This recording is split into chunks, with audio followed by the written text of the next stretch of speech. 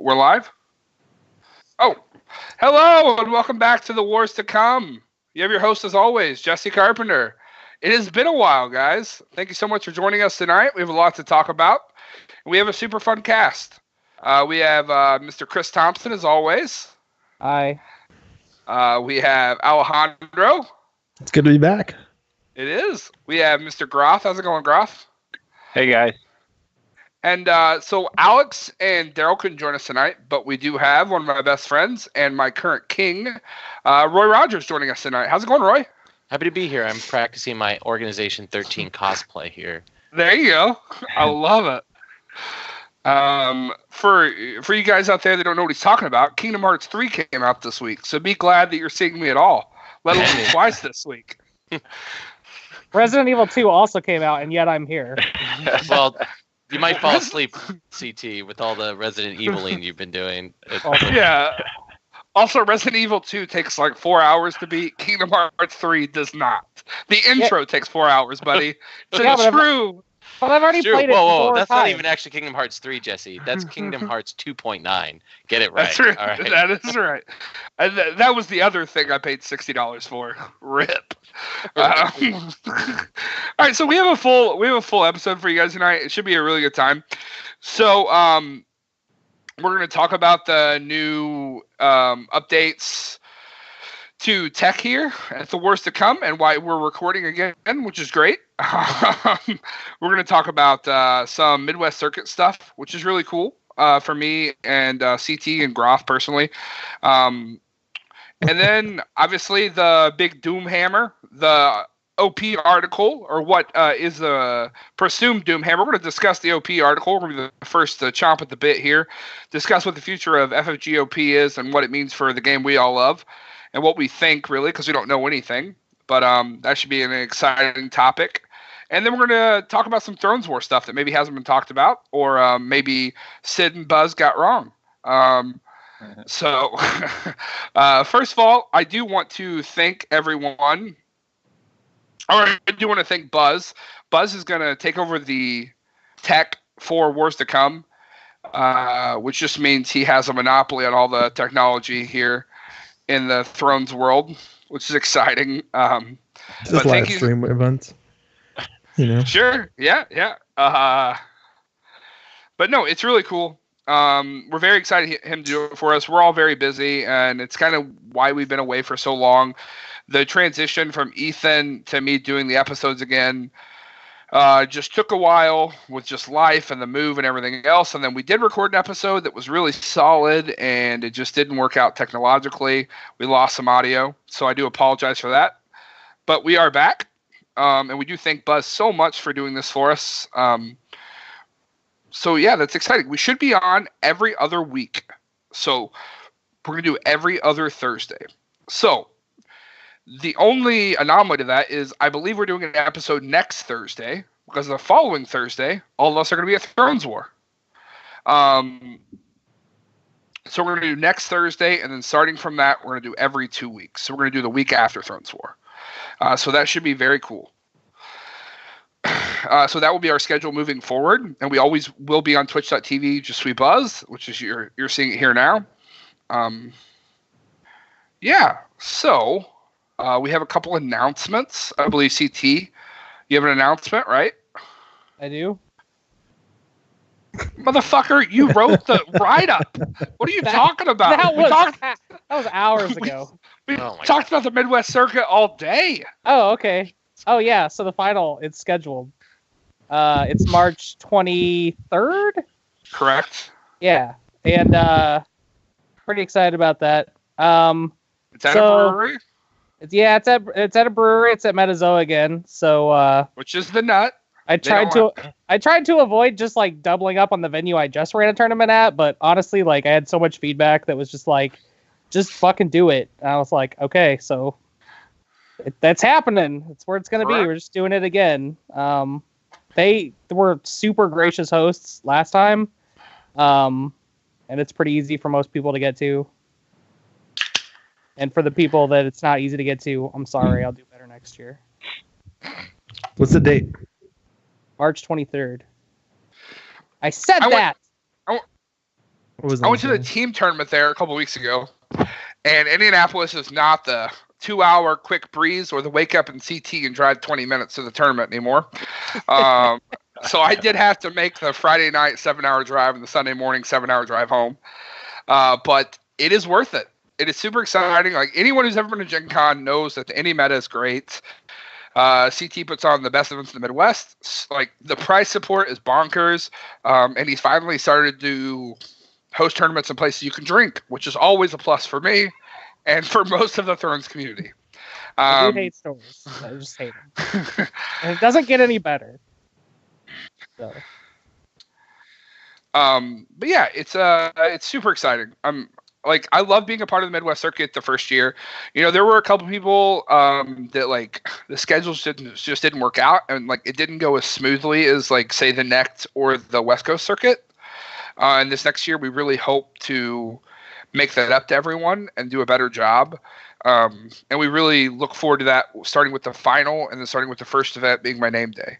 So give us another chance. I mean, if you gave us a chance this time you showed up to an event, the prize support was bonkers. It's super cool. The Midwest is, I mean, I'm a little bit biased, but it's my favorite meta. Just because you guys get like 3 or 4 states and we, for some reason, get the other 46. So we're very lucky. And unfortunately, people like Jake Platt win our tournaments. So it's like... Hey, Jake Platt won a NEC tournament, so don't... He just won everywhere last year, so... But, you know, 2018 was 2019 was Midwest Circuit 0.5. This is the first 2019-2020 is the first full year of the Midwest Circuit. So you have a new opportunity to make an amazing impression, and I'm sure you will, because CT is definitely one of the best organizers in the community. So I'm very happy for you guys that you got this going on the 23rd. So if you're close, come out the 23rd. I know there's a car coming down from Wausau that will be there. I will be there, absolutely. I believe there's some people coming over from Ohio, from Michigan, obviously Indiana people will be there. The Chicago crew will be down. It will be... Danny might be there. You never know. Sure. Right, sure. Well, kudos on the neck and the West, too, for finishing. It's good for the United States. Try to keep up with the Stolic circuit. So we haven't finished ours yet, or at least the West Coast hasn't finished yet. But we started strong. Nice. We're a few events in. Next Saturday is going to be another one with Las Vegas Open. So I'll be there. Very excited for that. That's awesome. And then, so you guys always do the alcohol Ferris wheel thing, right? That's where I always see pictures. I haven't gone before, so this will be my first Vegas Open. And that's what they talked about all last year. So it looks sweet. Yeah, Danny talked about it. Rabs is going to be there, so that's kind of exciting. So that is super cool. Who's going to be there? Rabs. No way. Yeah, he's doing like a 6-day U.S. tour thing where he's going to be there for LVO and then leaving back for Europe on Sunday after Thrones War. That's awesome. Okay, sweet. Yep. So that's super cool. Those are some of the announcements we have. So yeah, let's get into the nitty gritty. So this article dropped yesterday from FFGOP. They just said they're going to restructure some things, right? Some things. A lot of things. So top men. Thrones wasn't mentioned a lot. And this At scared all? a lot. There was a picture. Right. There was a picture of a person. That's true. Who maybe won a world championship, but other than that, complete no sell of Thrones. Okay, so that happened. So I think there's a lot of restructuring for FFG moving forward with this guy. I think they're starting to maybe structure themselves after some other companies. Which is exciting if you are an FFG fan. If you're a Thrones fan, it's a little weird, right? Because so it's so cool that let's just compare it to let's not just mix words. Let's just compare it to Magic, because that's what matters. That's the big game, right? That's the competitive game. Magic has these GPs that are open style professional events that you can go to and you can compete with the big dogs, which is what Worlds is, right? It's open, and people like the likes of me can compete with the likes of Alejandro, CT, Sam Peratz, right? Like, that's important. Like, just anyone can sign up and go play against these players and have a chance. And if Thrones goes to this invite style only, as a competitive grinder, it's exciting because you're only going to play against the best people. But but then you think about the people you travel with and the people you meet that are just like these new guys who just like latch onto the community because of this like FFG Con style event, that it's just scary. And I don't know where I fall on like how I believe, like, and it's not going to happen in 2019. So it's not even going to happen this year. So it's not super important, but I still think it's something to talk about, right? This year. Right. So I think it might be a good idea, Jesse, to start with like what the new pyramid is, right? Because we need to break this down a little. There's a lot to digest here. So what they did first was there's no more game night kits, right? So they're now turned into seasonal kits, which is I think 3 game night kits worth of stuff that they're going to give you.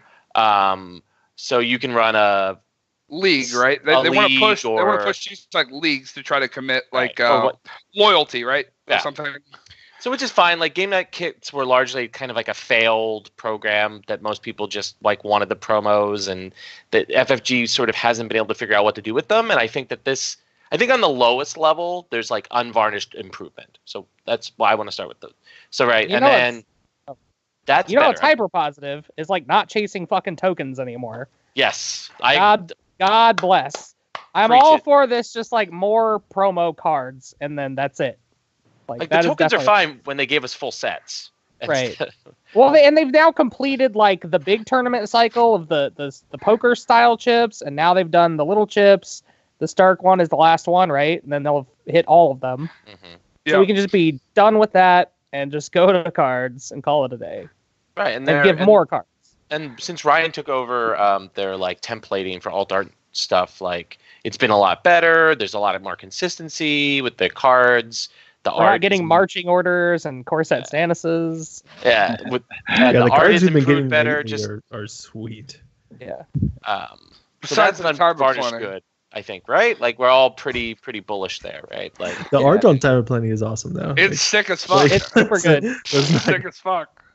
There was a lot of criticism in the group about like the negativity coming out of the article, but I think everybody's like, that's the reason we didn't talk about it, because like everybody's happy about these new kits. We only bitch about the things that piss us off or like are controversial. So right. I think it should definitely be said that these kits are pretty nice restructuring. But I think you have to view the whole pyramid together to kind of get a sense of like I think where the strengths and the weaknesses are. So the creation of league kits, abolition of game night kits, unvarnished good. Then we move to store championships, and there's a big change there. But there's now 2 store championship seasons per game, which is I think is also good. Because store championships are the sort of the grind, like that's where the grinding starts, right? And so there's 2 seasons, or just every store can run 2? 2. I think it's every store can run 2, or which means 2 seasons. Every store can run 2. So maybe spring and fall. Yeah, like I don't. Okay. Maybe. I mean, I don't like. You wouldn't want to run them like my store March and then a April store championship, right? So you would. Right. I mean, knowing some stores I've worked with in the past, they might do like beginning of March store championship, end of March store championship, but who knows? But yeah, well, at least stores can run 2 store championships, which I also think is good, because I think store championships are really necessary. They're the entry level things. They're the right sort of like feet in the water level competitive things. I think for at least most of us here, except Jesse, we all got our feet wet with store championships first before going to compete with the big dogs. And I started at Gen Con. You started at Gen Con. All right. CT and Jesse. I started at Kubla. You started at Kubla. All right. Maybe I'm the only person then. Hardcore. We started at store championships. Maybe Groff too. We don't mess around, baby. I would back up Roy on something just going through now with Denver and Colorado Springs. I see store championships are nice for new players because you break up the competitive players. Typically, at these store championships, there's not too many of the top tier players at these. It's really nice with the new players coming in that they get a chance. And probably most of the competitive players will take it, hey, here you go. I'm not going to play a competitive deck, but here's some competitive decks to get you guys feet wet for regionals. So I know a lot of my players have said, they really like that store championship entry level. Mm-hmm. So, and I started, that's what I did. Yeah. RSC and Indy last week had like 4 people who'd never been to a tournament, to a FFG tournament in Indy before. Yeah, we had, and That's awesome. they had a pretty good experience. we had 10 people, I think, at the one I was at the other day, and like 3 of them had never been to a store championship before. So, and at least one of them, I think, is going to try to come to some future events that we have coming up here. So, I mean, it is it really is a good entry point for people who want to do that. So, that's good. Regionals still exist, but they're now called, okay, what are they called? Prime?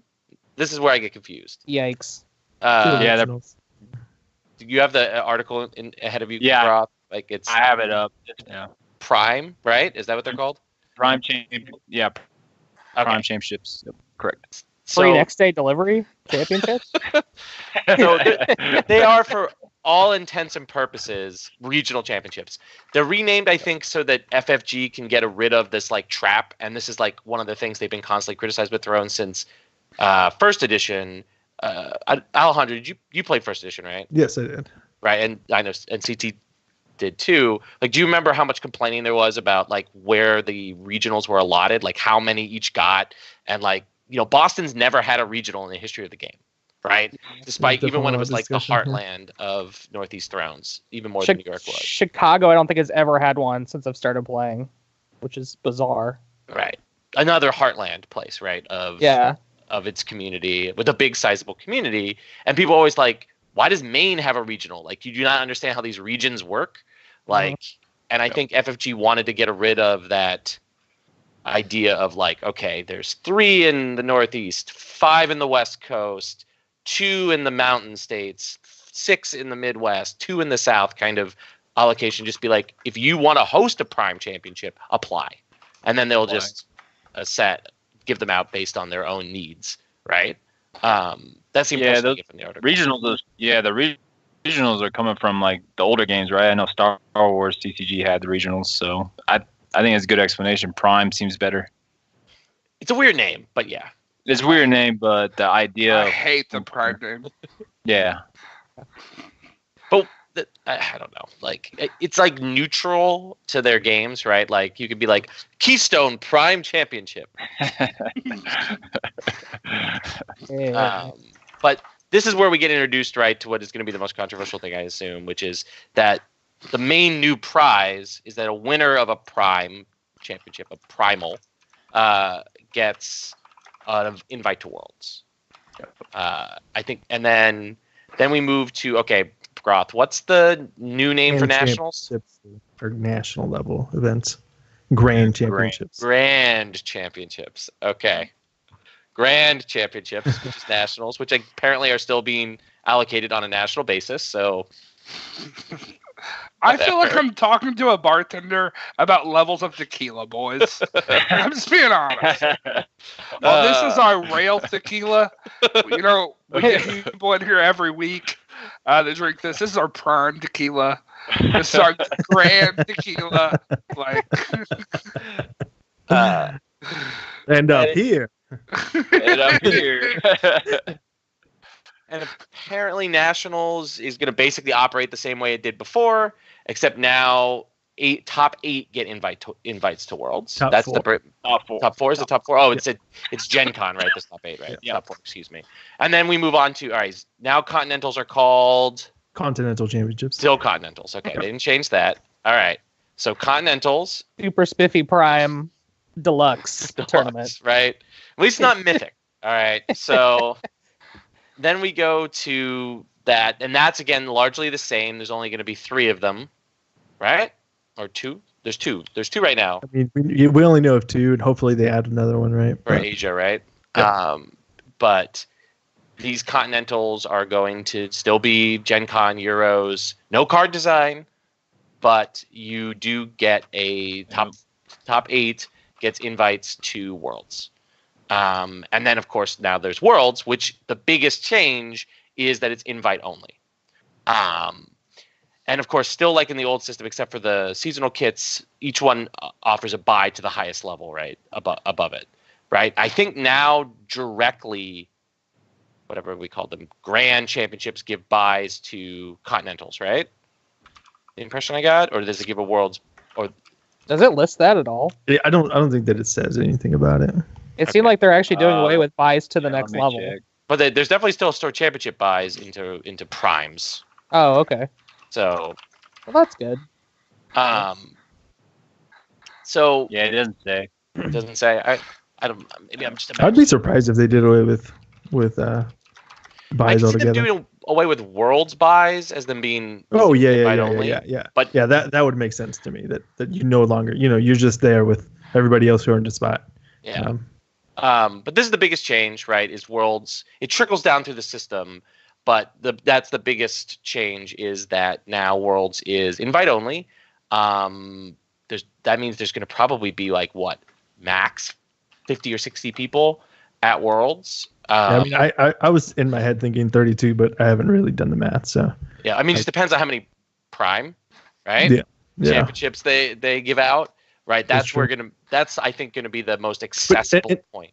And also, like it matters how many of those people will go to Worlds, because it doesn't provide any kind of. Wait, so winning a store championship gets you one into Worlds or just into regionals? No, the regionals is the prime. I was gonna say because if there's like 80 store championships, then there's gonna be a lot of people at Worlds still. No, it's just you have to high roll a regional to get a buy or not buy a invite. Gotcha. So doing away with FFG Con is like a huge change. That I mean I've talked way too much on somebody else's show at this point, but I thought it was a good idea to. All right, Jesse Carpenter's too busy giggling like a fucking schoolgirl over here. He's entertaining chat. This is okay. Are they rebelling while Rogers talks? No, Matt Gaiman and I are just talking. Bohan doesn't believe it's Matt Gaiman in the chat because so like we have this like long running joke between Matt Gaiman and I that any game we ever play, we're always just like, my name is Alex Black. Well, that goes back to the time we were really drunk over the summer when we were testing for Gen Con, and you told that person you were Alex Black while we were trolling you during the game. Like, who are you? I'm Alex Black. Dude, we'll be playing terrible games like Rainbow Six, and I'll be trolling them and be like, my name is Alex Black, guys. All right, so yeah. So back to the article. A lot of different things. A lot of FFG players play multiple games. So the structure definitely changes if you play Destiny or L5R or any of those other games. They are invite only starting this year. Which I'm always curious, like, you can post it in chat or you can PM me. Like, I honestly have no idea how I feel about whether or not I want it to be invite only or You didn't read the threads? No, I definitely read them. But like, I don't know that it changed my opinion because I don't know that I have one because like, I think there are positives and negatives to both. Okay, so talk about those. Like, I was pretty bummed because I was thinking about picking up Rune Wars this year, and now I'm like, well, you were not. Got him. Got him. You seem more of a Destiny man to me, CT. You can't roll them dice. God, I hate Destiny so much. I've played in a Destiny tournament. I wanted to kill myself. After that beating at Worlds, if you started playing Rune Wars, Ben Fox might just quit gaming altogether, CT. It's not fair to you anymore, buddy. It's only a rib to Ben Fox after what he said about Americans for like 15 minutes, and then I just saw CT dismantle him in like one turn. When I saw you flip Dasnak's pit, I thought, oh God, not this. That was like all of my games. Oh, I saw you do it to Frankie too, but I liked Frankie. I felt bad. I had to walk away. I couldn't handle the pressure. Frankie is a good dude. He's amazing. I love him. He had it coming though, because he beat me with Free Folk in the Laughing Tree. And I was like, nah, I just gotta kill you now. Dirty. But like, so, I'm not really sure. So like, the positives to it being a competitive invite-only event is like, if you're a grinder. Which, like, I will wholeheartedly admit, like, I am a grinder. I go to a lot of tournaments. I love the competitive scene. I want to be a competitive player. I want to be better at all times. It's exciting because then you're only playing against the best. You see how good you really are against those. It's a premier level event. But if you're not, it's so depressing because, like, I know so many who I consider, like, top tier level players who only play at Worlds that treat it as just like a place to see their friends because it's just like such a tight knit community, and just experience the game. And they wouldn't be able to do that.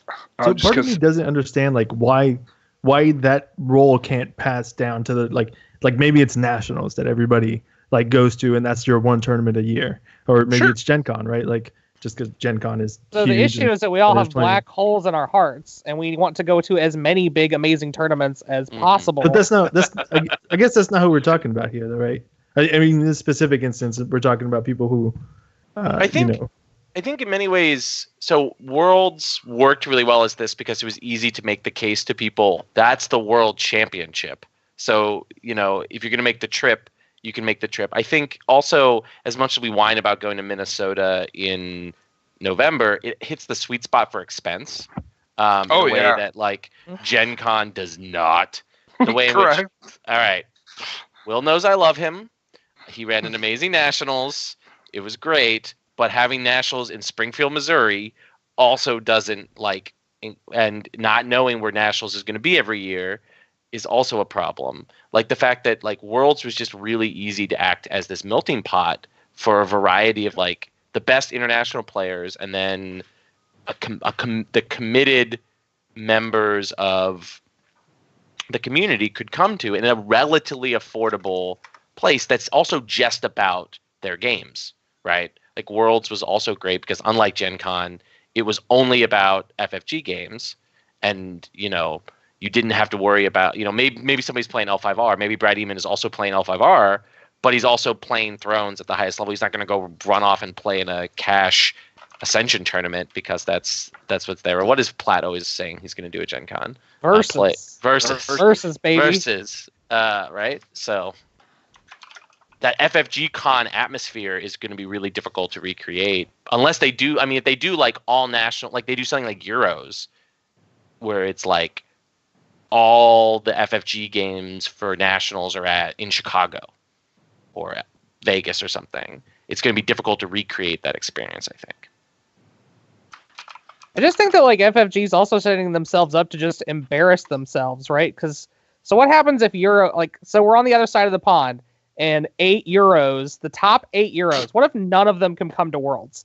Doesn't that just look terrible for the company from a competitive standpoint?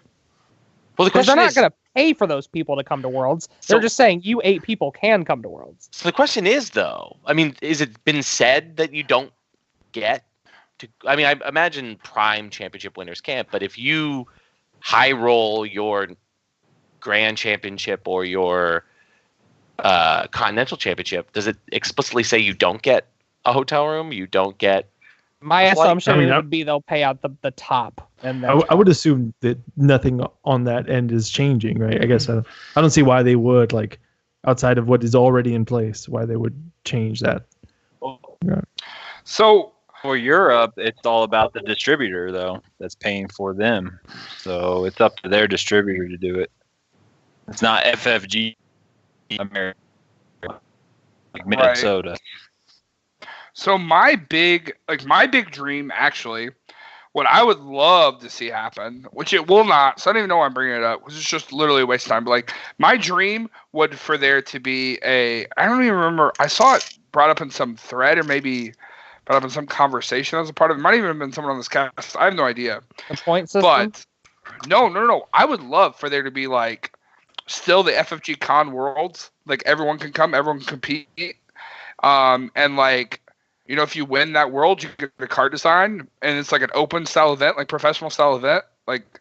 But then there is like a top 24, top 32, like official worlds, like on the 4th day maybe or something, where like, you know, that winner also gets that, or like even. So they give a card design to Stolic winners? Is that what we want to do?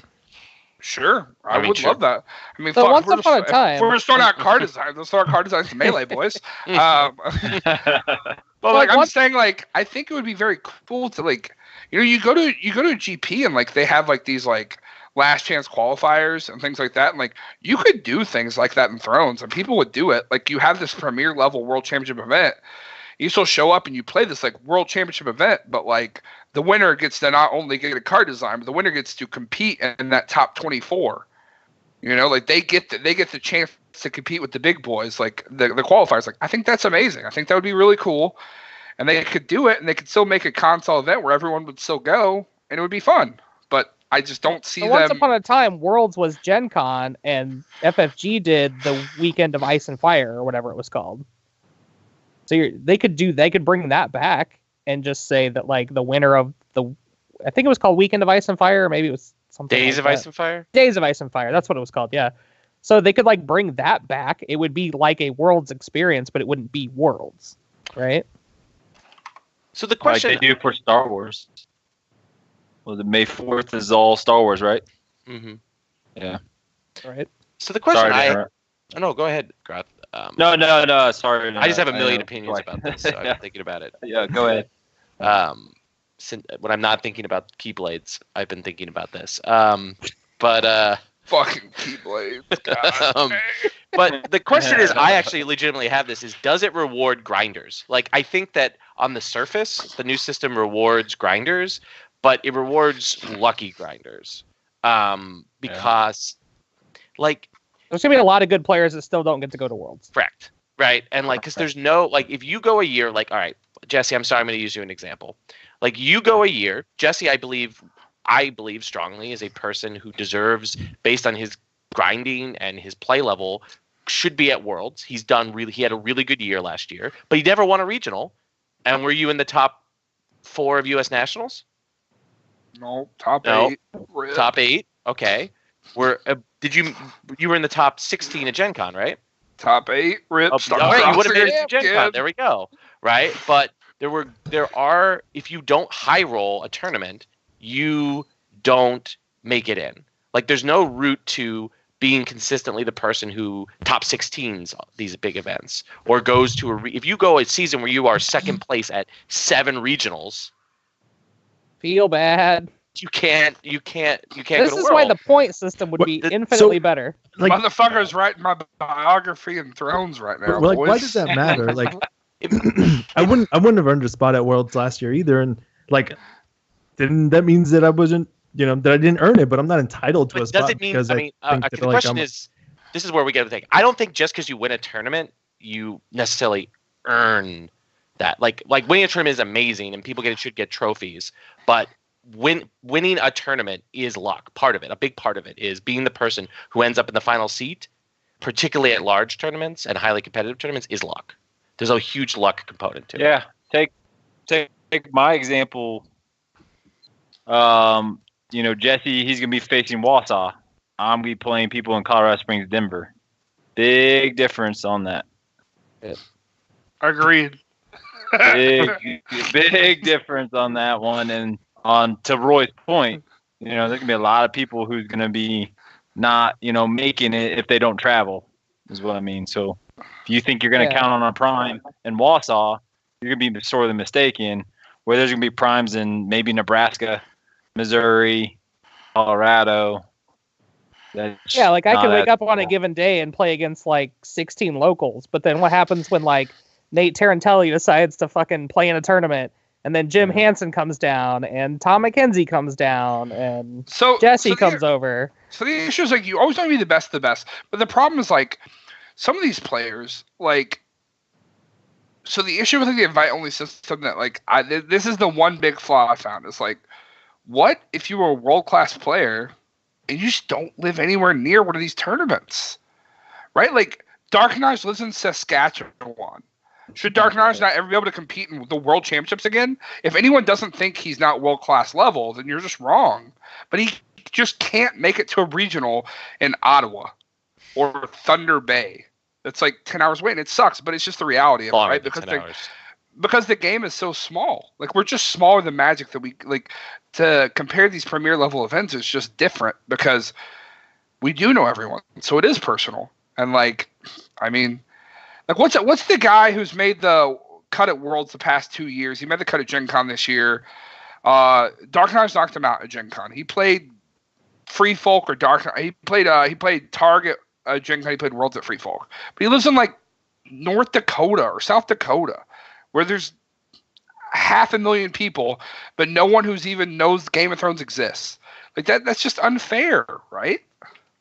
I just don't know the way to combat that and to make this a reality. And like, maybe the reality is just like, oh, well, those people don't matter, but it sucks to say that. I don't know. Right.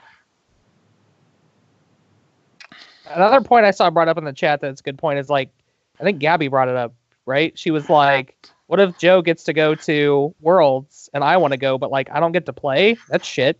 What if I qualify? Yeah. What if I win a regional but Jess doesn't? Like, how shitty is that? Yep. Right?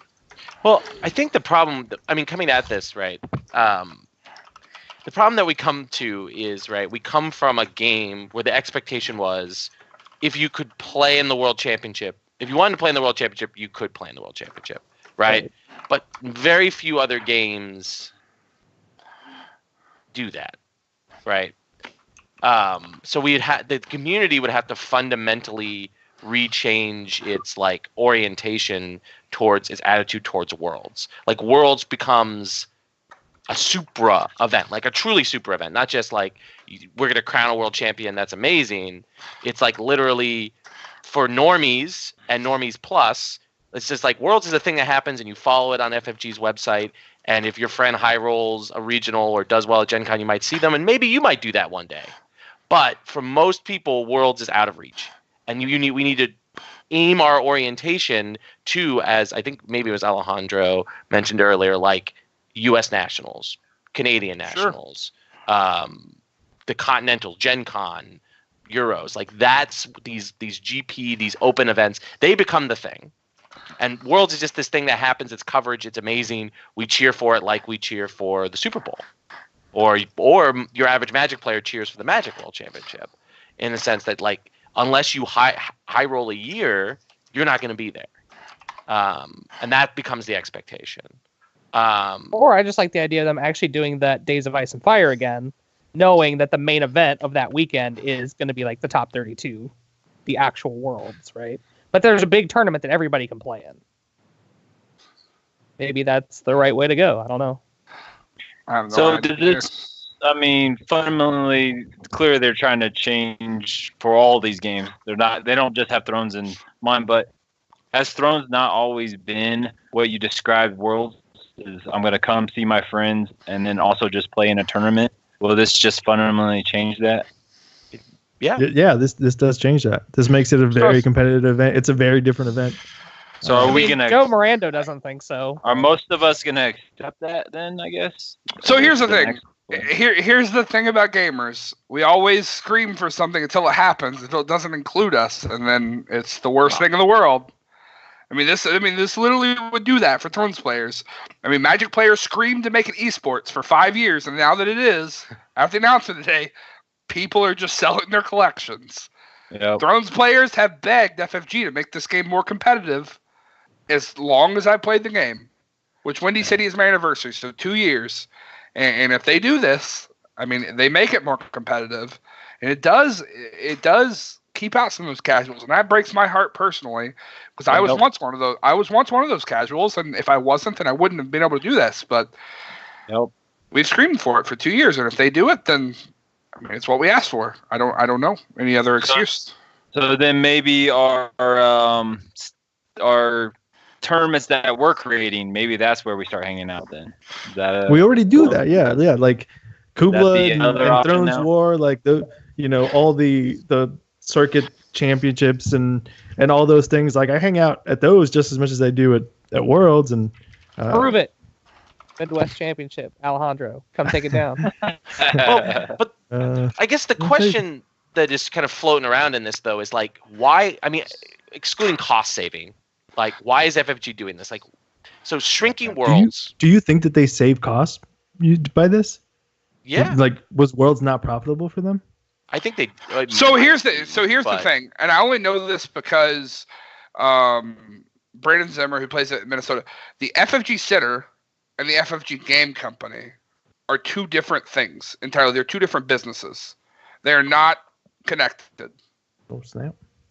So like the profit that they made off Worlds by beer and food is not it does not matter to the FFG game and the bottom line of whether or not it stays or goes.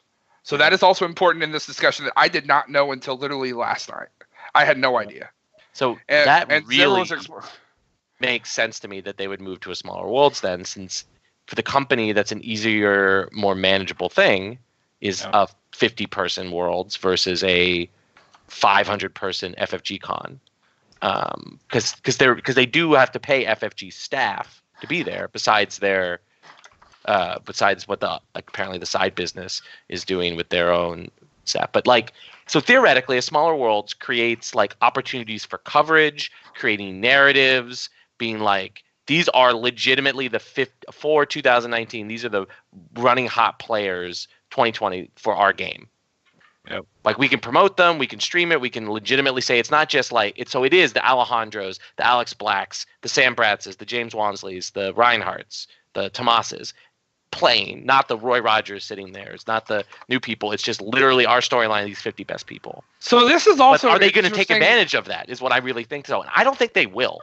I just think that they're just not going to do it, and it's just going to become a 50-person Worlds with good commentary from Ryan and Evan, and it's just going to go into the void after that. So this is also an interesting topic. Is that if Worlds does come invite only, does that make people like Sam Bratz and Buzz, does that make people top tier players play real decks in smaller tournaments? Because if you're asking me if Sam Bratz would have qualified for Worlds ever, it would have been, the answer is no. Right? I've never won a store championship. Yeah, I think Sam Bratz has never won a store championship or a regional, right? Never. Then he plays a real deck if he wants to play. I don't know. I think it absolutely does. Yeah. To Buzz's point too, that he put in the chat, also, it'll make people rethink about TOing. Yeah, I mean, Buzz TOs those regionals because he doesn't care about them because he's coming either way. So, I don't know. God, now you're tickling my bone about this possibility. Well, I mean, as a TO, it also puts a huge amount of strain on the Prime championship level for both TOs and stores, because some Prime championships are run really well, some less so. Some are run with competitive consistency in mind, others less so. Some are oriented towards a broader community, and some are not. It's a store by store. So you have a store by store, and then also TO by TO. So some stores are great, but the TOs they have in their local community suck, and some stores suck, and their local community organizer is good, and some that's just both are bad. So stores are family time games. The question is FFG going to have enough consistency across its Prime level championships? Which I do really think, if the system's going to work, that's going to be the level that needs to work the best. Because it's the most success. It's like the GP, if we're going to go to the Magic thing, of the system, where it's most accessible to Naj, going to Dark Naj. Dark Naj could probably, if he wanted to, make one regional a year. If he if going to Worlds is something he wanted to do, he could do probably maybe Gen Con, maybe one regional. And if you have competitive players who, because of money, can only come to one Prime, all the Prime tournaments need to be well run. There's definitely not a baseline consistency amongst regional quality for sure, and I don't think that there's going to be one in a year. So Jesse clearly does not think so either. No, I'm so sorry. Matt Gaiman should not have put in chat what he did. Yeah. That's not fair to anyone. All right, I'm sorry. My honest opinion is that this will never come to pass. I think that FFG will chicken out, or the first year with the other games will not go the way they want, and they'll decide to do something else again. I don't know. I think we're discussing something that will probably never actually be relevant. But, I mean, obviously discussing it is interesting. It is interesting. And something you will hear from us, and it's just my own personal view, every other podcast, and I'm a part of several of those podcasts, they will discuss the end of the game. The wars to come will never do that. So that is something we're breaching on that we will just, I don't want to talk about. This game will never die, whether it's officially running or non-officially running. This game will exist. Agreed. So I thought thought the last two deaths. It'll survive the third. I thought it was a really insightful conversation. Like I think like this structure, like I find it the utmost interesting how the top tier and the like players who are not top tier, like how they feel about it. Like because the game is so small, I know so many people and how they just feel about it. Like because I don't know how I feel about it. I have no idea. You know, in fantasy, it was invite only, but like I wasn't as connected to the community. I was young and I was a grinder, and I only wanted to win. That's all I cared about. But in Thrones, it's much more to me, so I have no idea. So someone brought up top tier players playing only real decks at the local events would also hurt the experience of newer players. Do we see a lot of newer players at Prime? Yeah, I think Some. everyone. I hope does. so. I mean, like I do think that Alejandro is correct in one thing, that if Worlds is invite only, I think us as a community, I think we make either Gen Con or Nationals. I think we make that event that's like, okay, we're all going to go to this, boys. Like, let's all go to this, guys. It's going to be amazing. This is where the big party is. This is like, right? I mean, that's what you were talking about, Alejandro, right? Yeah. I would assume that that's what we would do, but I don't know. Maybe people aren't interested in that, and that's why everybody. No, I think we all. I think we all are, right? I mean, like if they make that move, I think everybody Gen should Con. come to Definitely are. Indianapolis in August. It can't be That Gen would- Con. That would be the best. I'm I've not done paying Gen for Con. Gen Con. Yeah, Yeah. Gen Con, I've done it for 4 years. It's got exponentially expensive every single year. Like, I'm not paying for it. Yeah. but we'll see what our grand championship looks like in 2020. Yeah. I mean, maybe it's nationals. Like if we had a consistent nationals, like that would help this a lot. While we're talking about nationals, is Canadian nationals happening this year, or What? theoretically Don't it ask should be- here. What, is Alex theoretically, Hines it on should this be- podcast? I have no I've idea. seen Alex Hines make one comment on a Thrones page in 6 months, and he was commenting on the direction of the arrow in the OP article. He said the most Alex Hines thing to do. He I said mean, I don't- going Just say I don't think down. that's accurate. He's been just very say- communicative as far as I can tell with all the prizing shenanigans that was No, I going mean, on. like, it was a joke. I'm saying like Alex doesn't. Alex, like since I've played the game, he's just a very busy man. He doesn't comment as Yeah, much, he like is. just in like general meta discussions and stuff as he used to. Well, he I hasn't- wasn't in any way bashing Alex or anything like that. Alex is great. Yeah. I just No, I'm just bashing the fact that like theoretically Canadian nationals is in 6 weeks, and FFG has said nothing about this. Alex has additional children now and is really on the TT academic grind, so he's not going to be as available as he was when this game was transitioning from first edition to second edition. So Another one of those free folk need to take up the mantle. I would do it, but it's like 10 hours. So You're also I not want to go Canadian. back to touch Yeah, I'm on also this not thing Canadian. where, like, are we scared of turning away new players by playing competitive decks at store championships? Is that like, do we need to protect people? Like, no.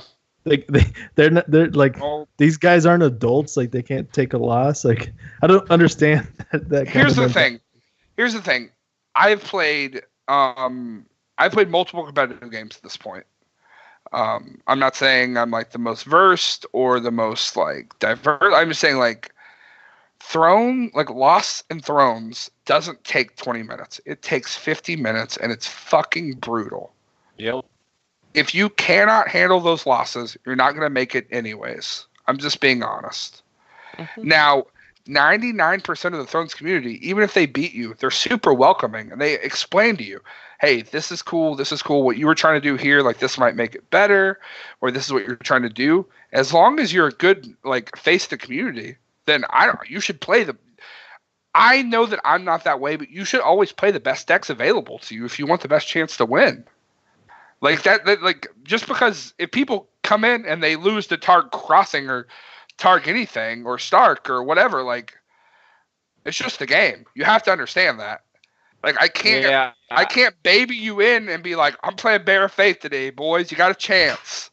But like you're gonna play real people the next round and just get crushed. Yeah. Like it's just gonna happen. There's no babying someone. I was just gonna say, do we have something in common here where we see that though? I mean, I do see that with new players right now. Does everyone else see that? What, where they get smashed and get frustrated and stop playing? Yes. Yeah, absolutely. Yeah, all the time. So I do have a big opinion. But like at a tournament level, like how does somebody go into a tournament and just like not expect to get crushed if like you're new to the game? Like I know that the first Kubla that I ever went to, like I was like, all right, I'll show up and like have fun. It'll be fine. Like I'll get crushed. Well, I mean, like particularly this year, like I really pushed my store championship as kind of a new player friendly thing, and like I think that had a lot of value for some of the newer players in the community, which is different if we're under the other style, right? Because I don't think store championships right now are a big deal. Like nobody's pushing super competitive decks. No, I mean Buzz makes a point that in the tournament documents that like the level players that are going to be at store championships, they're not expected to know the rules. Yeah. Like they're very amateur, casual players, which is fine. But I got to tell you, in NorCal, we don't play a lot of bad decks at any tournament. Like we have some 6 people. But that's competitive. I'm sorry. Like that's the exception. Kyle James played ladies at his store championships. What a dirtbag! I think you gotta. That's a Magic player for sure. You need balance. You need balance, though. Like ideally, a successful store championship will have people, the like 4 people who brought HRD Marine, like the most like tune version, and then you'll have the other half of the Swiss that are either people who brought those decks but are kind of terrible. And then the people who are new and are bringing their cool Direwolf deck, not Sam Bradstyle Direwolf deck, but like they're really excited, or they're playing Lanny Fealty with all the people. And ideally, what would happen is they lose in the first round to the HRD Marine player who's trying to get their regional bye, and then who's really nice to them and is like, good game, whatever. And then they go to the next round, and then they play someone who is either not very good, or is also playing a jankier deck. And then they can, feel like they have a chance of winning. The problem I think you run it with some sort of championships is when you're like a newish player who may not even know that Targ HRD is a thing, and you go smash my face in for an hour, smash my face in for an hour, smash my face in for an hour. Not everybody has that Magic player, chess player, like steal at first. They want to feel like they have a chance to win. And when I knew that when I first I got my ass kicked at every single store championship I went for a year, and I would not have stayed unless I was committed to the property, the theme, and then just like the friends I was starting to make. But not everybody immediately makes connections like that, and you need to feel. The new players who I've seen stick around the most recently are the ones who can go like 1-2 at their first event, or 2-3, right? And they feel like they have a chance. So I think the big disconnect. All right. Do you want to go first, or you want me to go first? Yeah, sure. I was just gonna make the point that like we've specified decks right here, but like, come on, man, a new player is not gonna beat me with, like if I was playing some jank, like it's just like the game. The game is just not going to happen. It rewards experience. The game rewards experience. But they might have more fun if you're playing like some weird Martell deck that is a bunch of sand snakes versus you playing them HRD Marine. Alejandro. So like the issue is like, I think the big disconnect here is I don't think it's decks at Store Championship. I think the thing at Store Championship is like that you don't allow maybe at regionals or higher is like if you're playing a new player and they mess up, you allow them to take it back. You say, hey, do this instead, or you should have done this first. Like I think that's the disconnect. Is like it doesn't matter whether you're playing the best deck or the worst deck because you're probably going to beat them either way, as Alejandro was saying. I think the best part is like just walking them through it, like helping them explain the phases, making them a better player. Like this is their introduction to competitive play. Obviously, they seek that competitive aspect, so they want to be better. So just walking them through that, I think, is super important.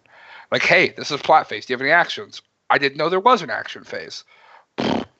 Boys, let me explain to you. There's an action phase. Like, there's things to do. Yeah, Drop face.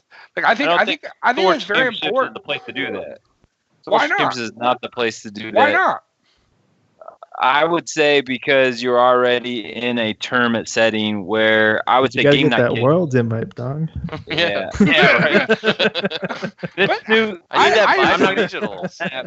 Yeah, I I should not disagree. national. Here's the thing. I'm not saying you should be like me and walk people through things at Worlds or Nationals or Gen Con or anything like that. But like a Store Championship, if I catch someone that I know not walking through someone, I'm gonna bash you for it. I think I am right in that aspect. no. I mean, It's a very casual amateur level event. You should, if it's their introduction. Yeah, it's just too much for a new player. They're gonna get overloaded. I mean, I you don't saw it at our regionals, at Denver regionals or Colorado Springs. Like walking through new players, it's a little too much. I didn't even final table your regional, dog. I got PD'd with 19 locations out. I got. I got, son. Like that was Roy. That was the Greyjoy Dragon deck that had 30 locations. I got with 19 locations out Martell Wars that I thought was running a lot of locations. I got. I remember. Oh God, it felt good. I was in the group chat with you after that event. I remember. Woo! Last weekend, I helped a newer player beat my ass with Martell Wars, and it didn't feel great, but I did it. Well, you play against Jake Hamrick. That guy is amazing. Yeah. That guy is so nice. He's just super nice. I met him last year. And he was Martell Wars. I was like, I'm playing Klansman. I was like, you win. Just take your time and like don't miss your triggers. And I think we had a really good game. So yeah. So I mean, I wouldn't do that with people outside like above Store Championship level, but like because it's Store Championship, I'm fine with that. Yes. I feel you, dog. Everybody was just like, OCT's playing Klansman. He can't fucking win the tournament anyway. So I was like, yeah, just beat my ass, whatever. He's just gonna win because he brought Stark. You. He's coming for you, Jesse. There, Brock Klansman can't win anything. Can't win anything. I thought this was hero. This show was a safe space for Klansmen. It is. It is. He knows I love him, dog. Oh God. I mean, it's a safe space. I played the deck, didn't I? I didn't just throw it in the garbage. I was like, I'm not playing Klansman at a Star Championship. Still never going to be as bad as that massacre at Star Pike 2, where all those people brought Jesse's Klansman deck and flailed miserably. That will never happen dog. In this new system. Not since my mind is my weapons out, and we got Gunther and Painted Dogs. It's over, boys. There are definitely two good cards in my deck. One of them was Gunther, and one of them was Painted Dogs. Yeah, that was it. I love Wausau's all the hard ass comments, but just some places like I get SoCal, I get Wausau, you can do that, but I mean some places you just can't smash people. They're never coming back. Yeah, and you just lose the recruits. What you just worked hard for, you just killed in one moment. I mean, the important thing to understand is like if communities are made up of ex-Magic players or still Magic players and people who come from other board games. So that's I think the biggest divide on this question in my experience now is like Wausau is either former Magic players or continuing degenerate Magic players versus like most of the people out here, like some do, but most are just like come from board gaming communities and they don't have that like they eventually will develop that killer edge if they get hooked into the competitive scene, but they don't start with it and you need to sort of slow roll. I would actually sure things with people. I actually would say that obviously I'm biased, but I haven't been a part of it.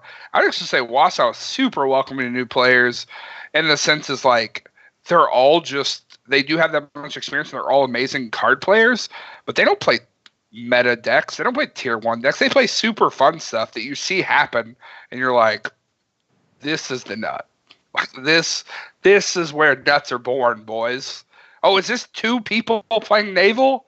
This is what dreams are made of. If you build it, they will come. You know what I'm saying? Like this happens. Like I actually think like everyone is so nice. Like I actually don't think that's the case. I think you see it in more of like hyper competitive metas maybe, but like, I mean, you heard Alejandro. They ain't nice to casuals out there, NorCal boys. They play real decks. They play real decks. California is not.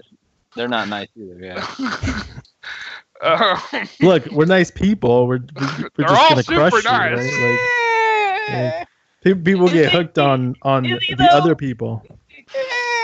They're all super nice. They crush. I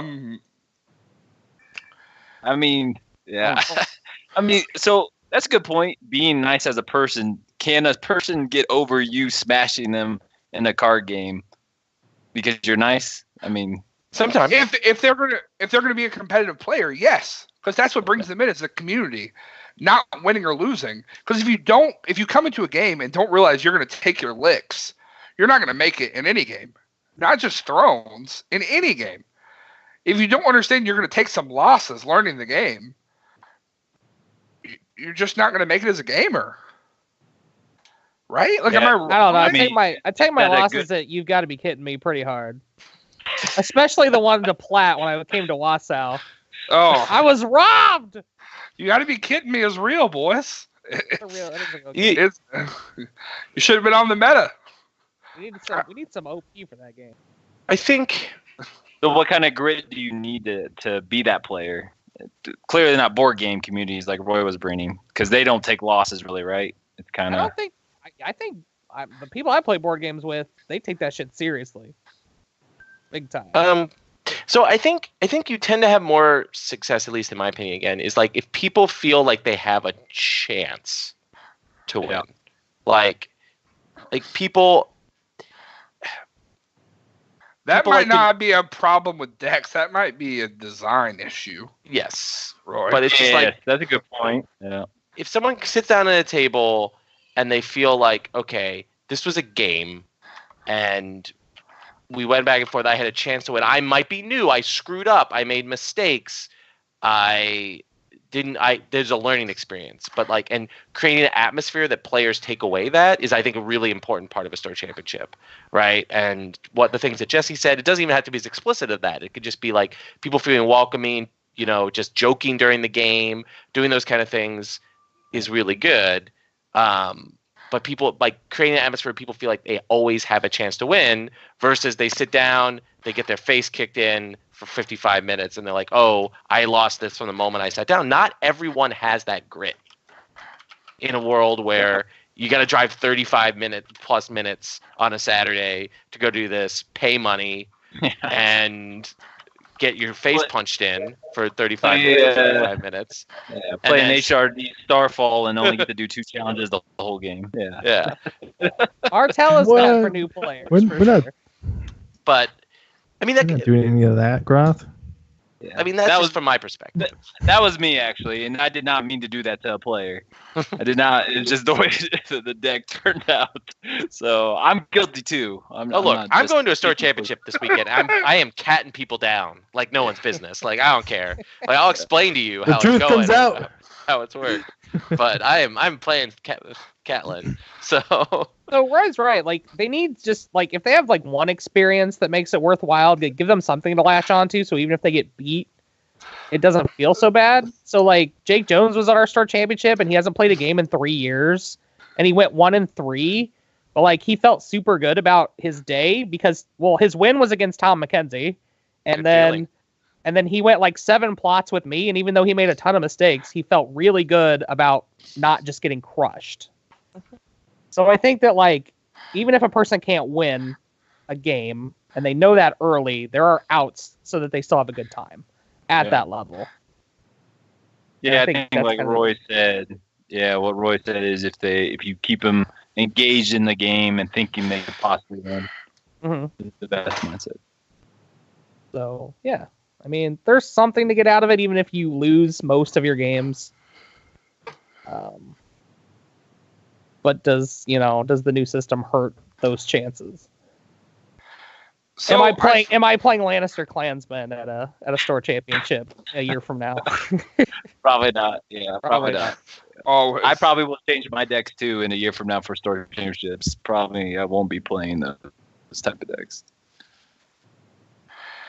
All right. Well, I think that probably brings to close the article, unless anyone has any other points. I think we talked about a lot. I think there was a lot of discussion. I'm glad you guys followed along with us. But ultimately, if you catch anything out of anything, I don't know what your opinion is. I'd love for you to share it with me. I'd love to hear it. Send us a message. I was asking people yesterday what was going on. And we're all curious. Don't even send it to just me. Send it to the wars to come. Because even within the podcast, we have differing opinions, obviously. Like, we're very curious to see how the community feels. We care. There's a lot of good opinions that we didn't get to in the chat, too. There were really a lot of good ones. Absolutely. I urge you, if you're following along to this days later on just a podcast service, you should rewatch the episode on Twitch, because 20% of the chat is super informative and very good. And the other 80% is lit as fuck. But there are a lot of very good opinions. And Matt There's Gaiman good chatty, and then there's gaming. Then there's Matt Gaiman. So yeah, we're gonna move on. That one about Gaza. Might want to delete that one. Sure. Buzz got it, apparently. Yeah. So we're going to move on. We do have one more big topic to cover. So we're going to talk a little bit about Thrones War and our opinions and options on the meta. So, like, other podcasts have covered this. So hopefully you continue to tune in. I'm on them. I love them. Except Team Stark is not getting shamed on this podcast, boys. But no, we're going to talk about just our personal opinions. If you're curious about them, hope you continue to tune in. The chat will probably still be lit as fuck. So yeah. So CT has some questions he wrote up. So how do you want to structure these, CT? You can kind of take it over from here. How you want to... Whatever order you read them in, that will be the structure. Okay. What order do the houses finish? So do you want us to discuss it as a group or discuss it personally? Yes. That's fine. Whatever. Let's do like everybody's 8 to 1. We'll just go through everybody. Oh geez, we have to. Oh God. Yeah, you gotta think. Gotta use your brain. Let me get a piece of paper. I gotta write this down. I'm wearing. I feel like I'm teaching at the moment. I'm wearing too many shirts for this, and I'm only wearing one. All right, I'll go first. First, Lannister. Duh. Oh, Jesus. Duh. Well, you said 8 to 1, so CT thinks his own team. No. I'm definitely said that. Starting from. He 100% said that. I don't Got care him. what you do. I don't care what you do. I'm starting from first to last because you ain't first, you're last. He has to pay penance for not putting Jim in his top 10 people we respect. Nah, he'll get over it. I like Jim. I don't respect him. All right, first place, Lannister. Second place, Martell. Third place, Greyjoy. Fourth place, Targaryen. Fifth place, Stark, maybe? Oh God. Oh. Hang on, who's left? Stark, Farah, Night's Watch. Sixth, Night's Watch. Seventh, Tyrell. Eighth, Farah. Seventh, Tyrell. Yeah, I have no faith in Tyrell. Someone just put it's just CT's preferred houses. That's true. That's not true at all. Lannister wouldn't be first, dog. You guys would be first. That is not true at all. And Barrow wouldn't be eighth if it was my preference. Trust me. The hand, I live with the hand. Things in Team Tyrell aren't all fucking peaches and cream, all right? Like, it doesn't sound very good over there. I built Jess's deck for Thrones War because, like, she was so depressed. Because Because she wouldn't listen to Sam Bratz and I. Yeah, I wouldn't either. Yeah, right. Because a 15 strength Bruce Bolton isn't good. Get the fuck out of here.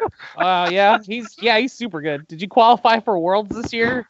Did I? Oh, I wasn't CT. playing. Woo. I That was so wasn't- cruel. I wasn't playing Bruce Bolton, dog. We should have been. Maybe you should have been. Yeah, dog, you could win a regional with Bruce That Bolton. might have the reach. Yeah, that Pretty might sure have the Jesse won a reach. store championship. That doesn't qualify you for Worlds. Yeah, it does.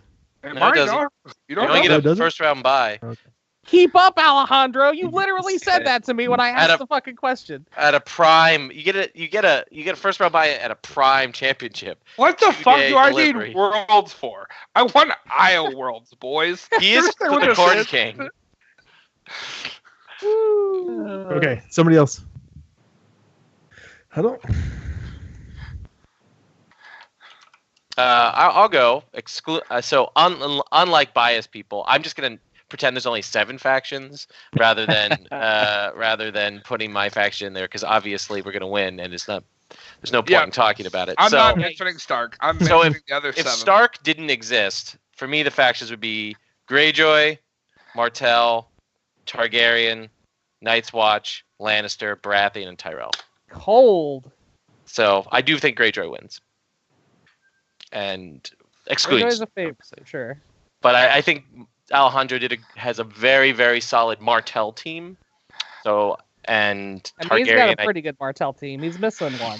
he's missing one, but I'm missing more than one. Come on. and Glazer, he's missing 2 really. Like Oh Yeah. God, yeah. Jeez, you fucked up. Never mind. I take Martell off my second. That was a mistake. What was but I thinking? definitely think those I can 3 afford teams are very well $21. positioned.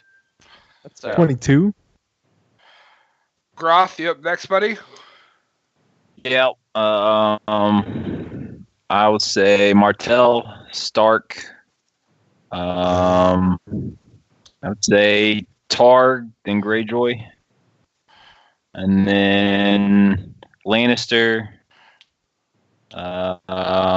Night's Watch, Tyrell, but Barra.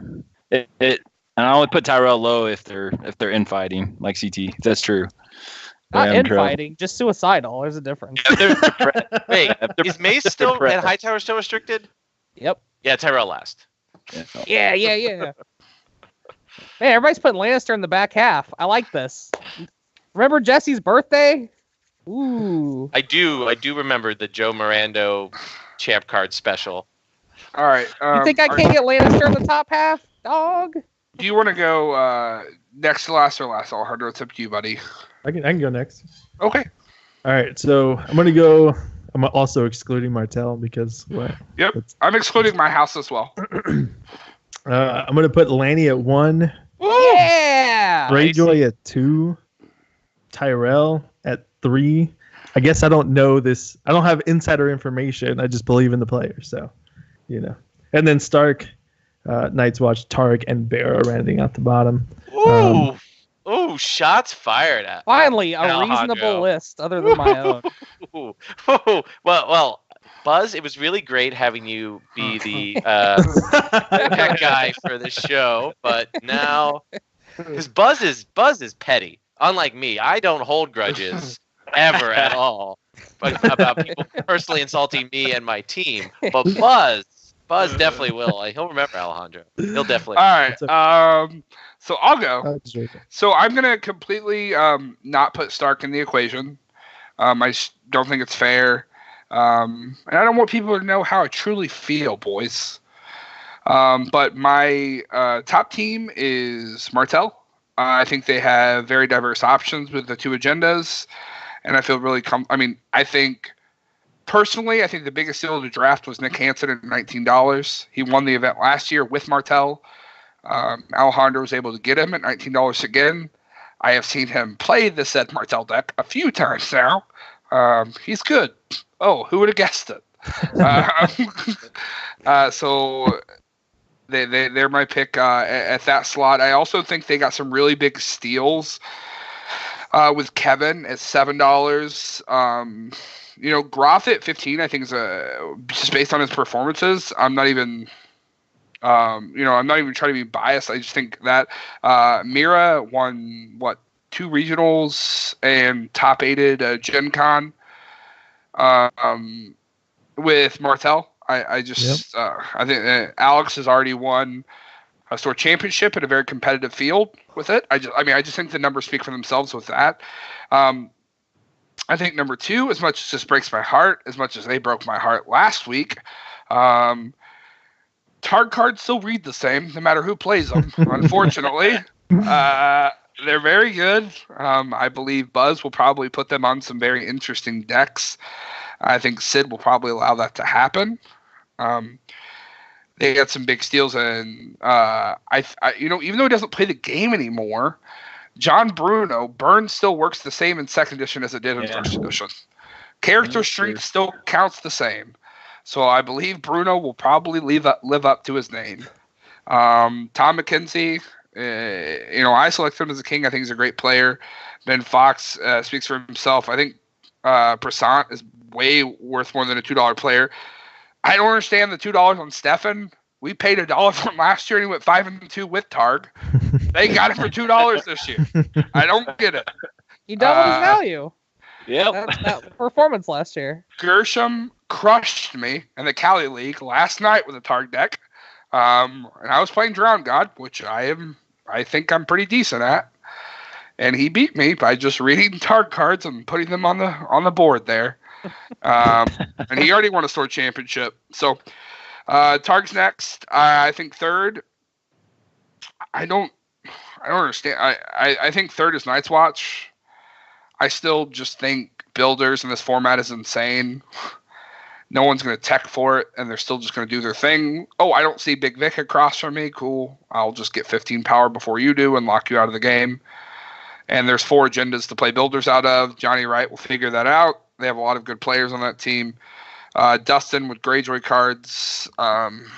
He's done well with them before. He drafted some very good Greyjoy players. Jim up next. I do not think Lannister's in a good place at all, unfortunately. But Jim and CT will figure it out. I think Lannister's better than I thought it was when we drafted it. That makes me happy. I hope there's something I'm not seeing there. It's nothing exciting. There's just a lot of really solid play. I think they're just that might be the most budgeted value draft. I really like that draft. Neil next. Neil's just performances made me be scared against him.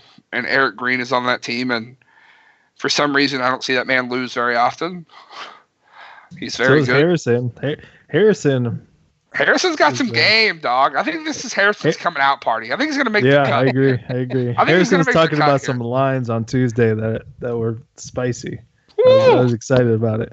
I just think the Tyrell card pool is weaker than people appreciate, and that the Tyrell team is going to run into some serious problems.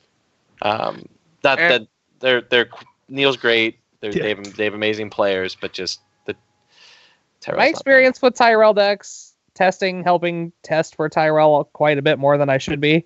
They have decks that just crush the metagame right now, but they also have decks that can do nothing against some of the decks in the metagame right now. So it's it's going to be super matchup dependent for them. And then I love James. I think he's an unbelievable player. I'm even considering playing Bear this weekend, and I'm still telling you that Bear just falls behind the curve, and it's super upsetting. He has a ton of great players. I feel like he put together a phenomenal cast here. Andy Boyd at 12, Bill Kafer at 7, Kraft at 8, Schoenthal at 17. Ebre's on this team. Pablo's one of the most underrated players I've ever seen play. He does not miss triggers. This team is just insane. You got Graham at 12 too, Kraus at $4. An insane cast. Just a gross team if they had a house. But unfortunately, they do not, and it breaks my heart. They got the Starry Step and Fury. They do. Absolutely. I frozoed Fury last weekend over Red Keep because Stannis was on the board, and it was just disgusting. But those are just my opinions. I'm so excited to see because it's so crazy because on the day of, there's always a big surprise. There's always a big surprise. So like at the last one I played in Thronetoberfest, Lannister was a surprise because we just thought they were so bad, and they just figured out they played good Lannister cards, and they outplayed the meta. Jess built a good team. At my name day, the big one was Stark taking third because it just like failed so badly at Thrones War. We didn't think they could do it, and they did. At Thrones War, I'm trying to remember. It wasn't Targ because I was on Targ. We didn't surprise. Wait, who was the Lanny Queen at Thronetoberfest? Jess. Yes. Who was the Stark King at your birthday last year? You. I'm not being biased. Let's settle down here. No, I Okay. mean, I'm just talking about good stories. inarguably, the best story coming out of Jesse's tournament was was how well Stark did, particularly that builder's deck that you and Z built. There wasn't a lot of good stories coming out of our name day. So There was a few good ones. I mean, yeah, no, I always think it's so interesting on the day of these events because we put so much time into these, like, building these teams and evaluating people's drafts. But like on the day of, a ton of it is just matchup dependent. Like a ton of it is just matchup dependent. And it's insane. But overall, over 7 rounds of Swiss, with 8+ players, numbers play out, and the people who build the best teams and the build the best decks with the best house usually win.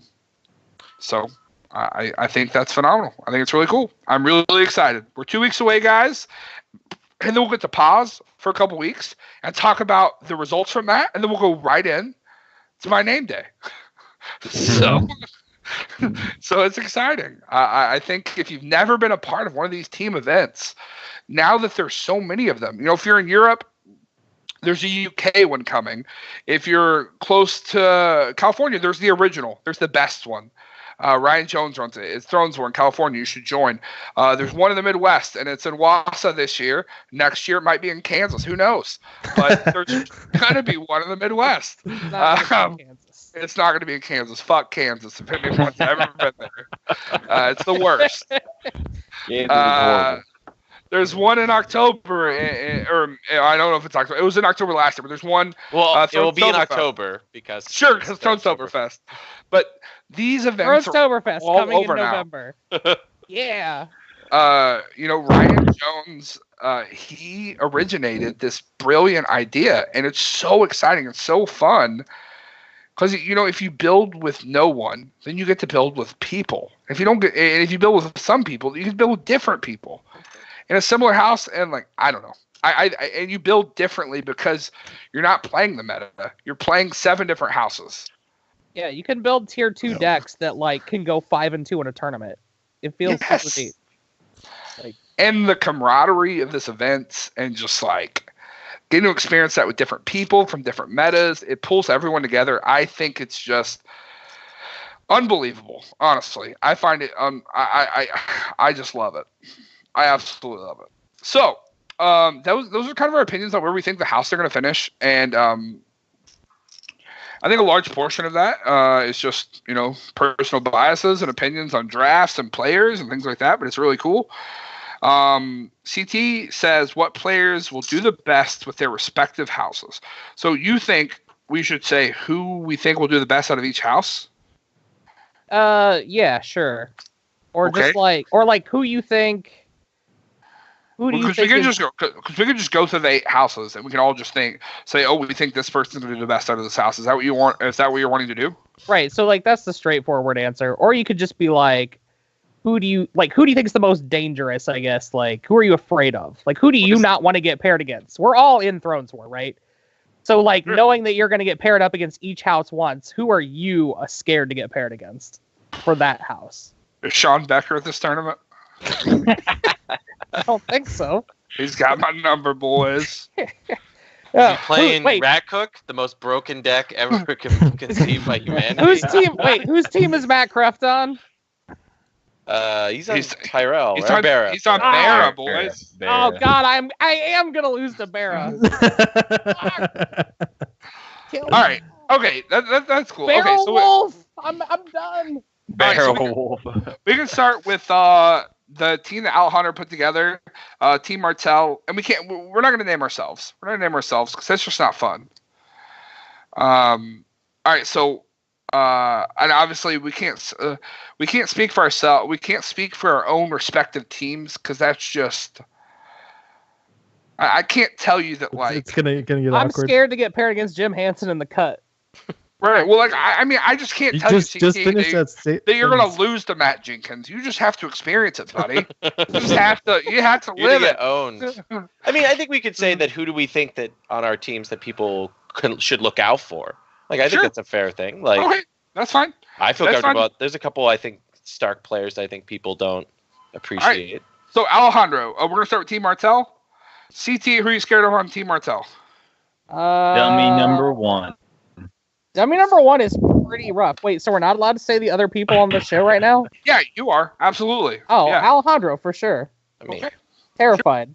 I hope we get paired against Martell first, and I get paired against Dummy number 1. Because, like, you're the house I'm most afraid of, because it's Lannister, and obviously the whole team is just, like, terrifying to get. Like, when you're Lannister, sitting down against any of these people is just fucking terrifying. Sure. With orange cards. But, obviously, All right. I'll say Alejandro. I'll go next. I'm gonna say Nick. I know what he's playing card for card, and it still just terrifies me. I don't like it. It makes me feel uncomfortable. He does things that I don't think should exist. It just bothers me. And he's good at it. So I love the man, but I don't want to play him. Mainly because I know that I have 3 choices on what deck to play, and his deck beats all 3 of them very easily. So that's my answer. Roy? I think that I'm most afraid probably of Mira Bird. Like, I would not want to sit across from them. But I think that they're aiming for 2019 to be the year that people can't ignore them as one of the best players in Thrones this year. Thrones. So I think that they have a lot to prove, and they're going to do their best to prove it at War. I think she definitely should already have some recognition, but yes, I agree with you. That, I think she does, but I think that she has a little bit of a chip on her shoulder about what I level agree. that recognition is at. The fact that I got her for 15 is also like, what are you guys doing over there, man? Not playing Martell. Not playing. I mean, that's fair. Yeah. Not my I would have choice. played more though. Like you could have bid me up, right? Alejandro, who are you scared? Who would you be scared of? Who should people be scared of on your team, buddy? I mean, I think we've got a few people that I'd be worried about. Number one. I don't. Who's the big shooter? I mean, I'd probably go with Nick Hansen too. Dummy number 1. But like, also Dummy Mira number playing 1. that deck. Like, I don't know. Both of those are like going to be tough to get over. Like, both of them are playing a deck that they're very comfortable with, and that's very strong, and they're both really good players. So. Yep. Groth, what about you, buddy? No one said him yet, but Matt Woodard. Sure. good choice. I've lost to that man before. Let's not talk about that. I've been on multiple Martell teams with Matt at this point, and he's definitely super solid. Yep. All right, very cool. All right, so we're gonna move on to Barra. CT? Next. Oh. Let's see here. Why do I have to go first every time? Let's see. Oh, Matt Kraft. Because we're going in order. Matt Kraft. Like, I swear to God, if Barra puts Matt Kraft on Barra Wolf and I get paired against him, you get a free win. I cannot beat Matt Kraft when he plays start cards. I can't do it. All right, I'll go next. He beat you at Jesse's name day? We were playing. I'm pretty sure he beat me at Jesse's name day. He beat me at a regional that we did in Wausau. He beat me at nationals. He warded like guy who had like 5 power on him. And he had like no save Arya out. I had like 3 Risens in my hand and a duped Balon. I was like, I fucking lose. Hey! Just can't stop him. Mine is Schoenthal. I Way I to know steal my thunder, Jesse. I know what he's playing. I know I what like he's to playing. spread the love scared. around. All right. What Jesse's answer for every house? I know what they're playing, and I'm scared. Well, I don't know what to tell you, buddy. Roy? Pablo. Sure. He's not playing my bad. Do you remember that terrible combo bear deck I built a few months ago? Yes, the one that you were like, this is amazing. And you talked in Lance's chat endlessly about it. Everyone's like, give us the list. We all want to try it out. And it just never appeared. It was just like It wasn't good. You mean our combo bear deck? No, this one was different. That one okay. was not good either, though. They're all bad. But, Yes. But they're all fun. Yes. Yeah, so Pablo won't play that. So, yeah, Pablo's scary. Yeah. Alejandro? I can see Stephen Eby playing something interesting that it's hard to get my head around. Sure. He's a very good player. So. You play Targ, you don't understand anything that Neil's cards. You only understand standing cards. But I'm not. Yeah. But I'm not playing Targ right now. So like, I'm just gonna Neil my stuff. You play Martel. You don't do challenges. You just like clear the board. That's fair. It's fair. He's gonna Neil my. You do challenges when your opponent has no characters left. All right, Groff. Is that a challenge?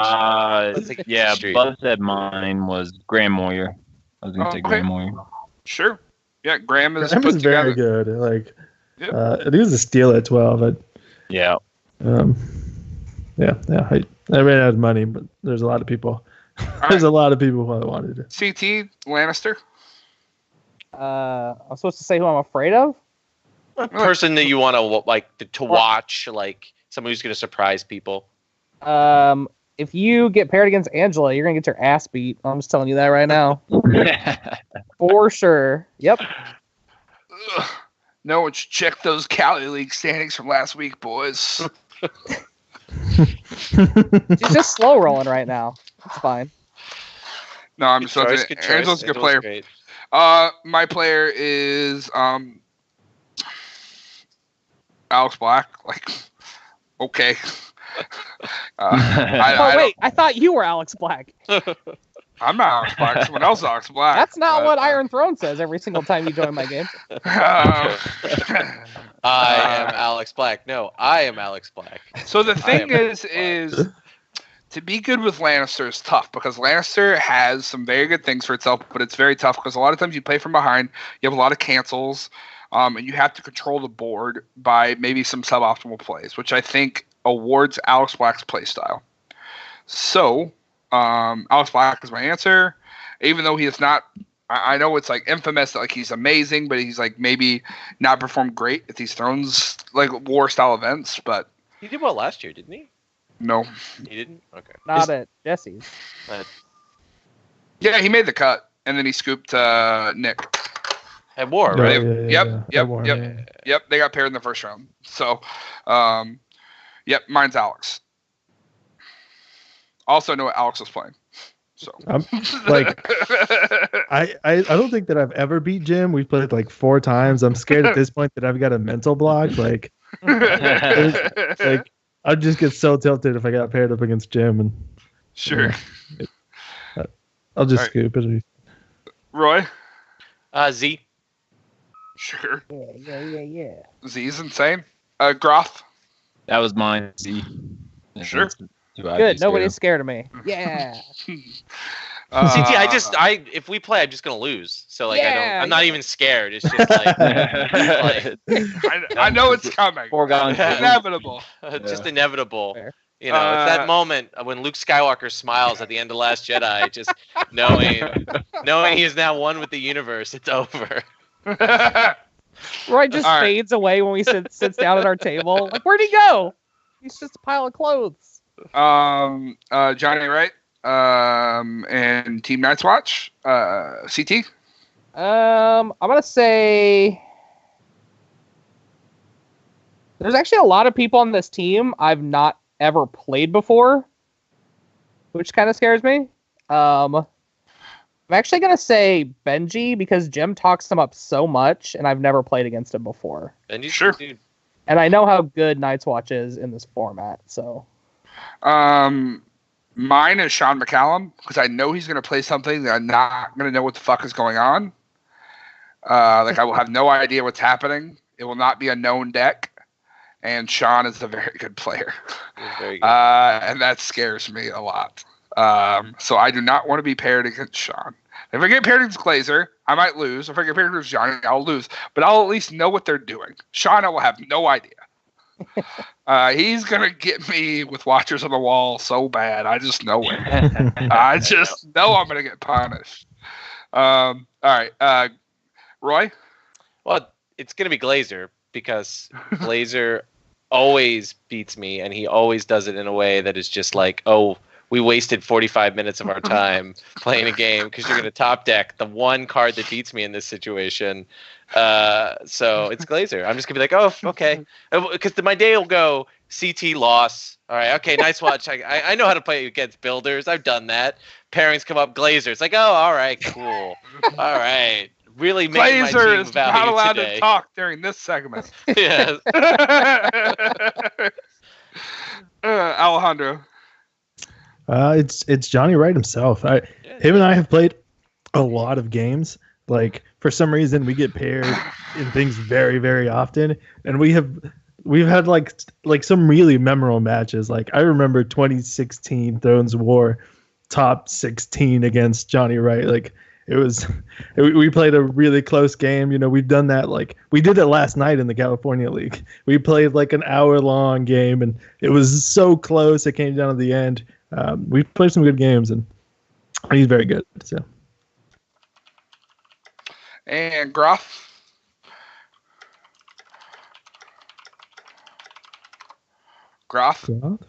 Aaron. Roth has no fear. I've never played one of these players ever, so I'm gonna go with John. Can you hear me? Oh, can you hear me? Yeah. Hear you now, We're good. Sorry. Yeah.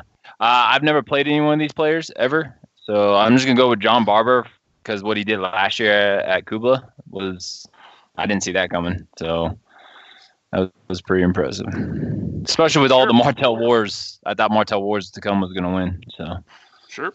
yeah, I did too. Well, I thought Barra Wars was going to win. Yeah. Yeah, that's true. They canceled. Yep, that's true. All right. We'll go with Greyjoy next. CT? Greyjoy. Now you're throwing everything off. Let's see. It just went down. Exactly, you psychopath. Do you read the line to the end and then immediately jump down and read the next line backwards? He's been probably playing Kingdom Hearts. He's thinking very Japanese right now. I probably would not ask the only weeb trash on the episode how I read things. I'm gonna say Vac because Vac is who I wanted to draft personally on Lannister. I think everybody wanted to draft back, so Vac. So like you were talking about earlier, like with Sean, like you just don't know what his deck's gonna have in it.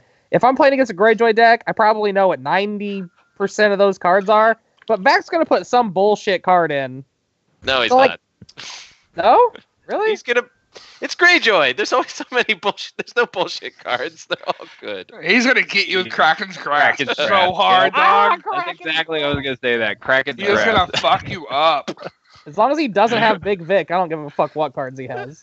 Oh, he's gonna play Big Vic. Oh, he's gonna play Big Vic. He's playing Greyjoy. All right. Well, then luckily I won't be getting paired against Chris Vac because he'll be up here and I will be down here. And my locations that are desperately important to not getting out before I can use them are safe. My answer is the king himself, Dustin. He had my number at Nationals. I think I'm calling it out now. I think Dustin Archer is going to play Greyjoy Crossing. No shit. That deck is so stupid. Very good. Yeah, Greyjoy Crossing. If anyone doesn't think Greyjoy Crossing is not good, they should read the new Victarion or the new Euron, and then any other Greyjoy card. It doesn't matter. I mean, they could read any of the new versions of any of the characters in the box, and they'll be fine. Yeah. So I'm scared of Dustin just because he knows how to play that rush style very well, obviously.